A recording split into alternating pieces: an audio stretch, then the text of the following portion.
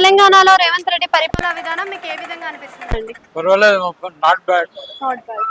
But ఈ ladies కి bus free పెట్టి 10 రూపీస్ అన్న పెట్టేది ఉండే. ఎక్కడికి అయినా 10 రూపీస్ అన్న పెట్టేది ఉండే. వాళ్ళ డ్రైవర్ల పైసలు, డీజిల్ పైసలు ఏవో వెళ్తుండే కదా, పెట్టేది ఉండే. అంటే అసలు ఈ ఫ్రీ పథకాలు అనేవి పెట్టడం ఎంతవరకు కరెక్ట్ అంటారు మీ ఉద్దేశ ప్రకారం? అది తప్పమ్మా. అంత అన్ని ఫ్రీ అంటే ఎక్కడ ఎవరు బతుకుతారు కదా. అసలు ఏది పథకాల్లో పెడితే మంచిగా ఉండేది మీ ప్రకారం? పథకాలు అంటే ఇక పథకం గురించి నేనేం అంటే విద్య, వైద్యం ఇంకా చాలా ఉన్నాయి కదా. విద్య, వైద్యము, రవాణా సౌకర్యం, ఈ మూడు జర మంచి అంటే మెరుగుపరిస్తే. మీ అనుభవం ప్రకారం మీరు చూసుకున్నట్టయితే చిన్నప్పుడు మీరు చాలా చూసుంటారు, గవర్నమెంట్ స్కూల్, ప్రైవేట్ స్కూల్ మాటనే లేదు మీ లేదు, తరంలో. అప్పుడు అన్ని గవర్నమెంట్ స్కూల్ మరి ఇప్పుడు చూస్తే గవర్నమెంట్ మాటే లేదు, అన్ని లేదు, ప్రైవేట్ లో. అసలు లేదు. ఉన్నా కానీ 10 మంది, 5 మంది, 7 మంది ఉంటున్నారు స్కూల్ క్లాస్లలో.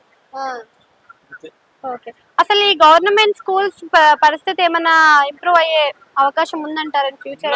గవర్నమెంట్ కొంచెం శ్రద్ధ వహిస్తే, శ్రద్ధ చూపెడితే మెరుగుపడవచ్చు. అంటే ఇప్పుడు వచ్చిన మార్పులు ఏమైనా ఉన్నాయా మరి ఈ ప్రభుత్వం మారిన తర్వాత? కేసీఆర్ కి రేవంత్ రెడ్డికి తేడా అంటే ఏం చెప్తారు మీరు? కేసీఆర్ అంటే ఆయన కూడా మంచి పథకాలే తెచ్చింది.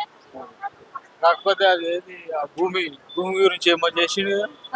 ఏం భూమి అది? రైతు బంధు, రైతు బీమా. అది ఇంకొకటి ఏదో ఫామ్ తెచ్చింది కదమ్మా, బుక్. అది ఒకటి జర మిస్టేక్ అయిందేమో అని నాకు అనిపిస్తుంది.